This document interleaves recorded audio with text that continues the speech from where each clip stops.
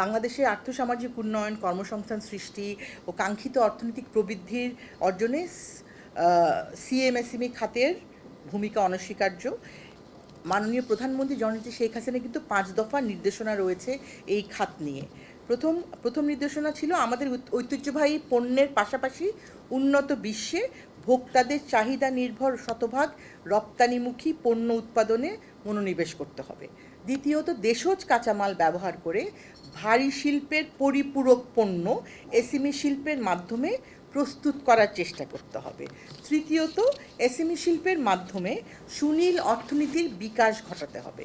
চতুর্থত, কেউ যাতে আমাদের আর সস্তা শ্রমের দেশ মনে না করে, সেজন্য আমাদের দক্ষ জনশক্তি সৃষ্টি করতে হবে।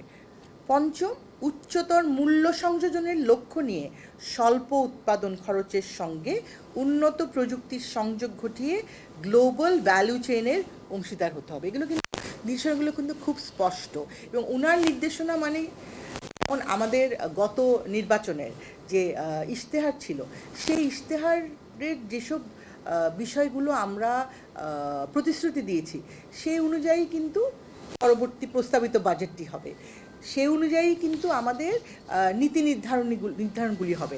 সুতরাং ব্যাংক ঋণ ছাড়াও বিশ্বের বিভিন্ন দেশে যেসব বিকল্প অর্থায়নের ব্যবস্থা রয়েছে, সেগুলো আমাদের দেশেও কিন্তু আছে। সেগুলোর মানে আমার মনে হয় সর্বোত্তম ব্যবহার আমাদের সম্মানিত উদ্যোক্তারা এখনও করছেন না, সেগুলো করতে হবে।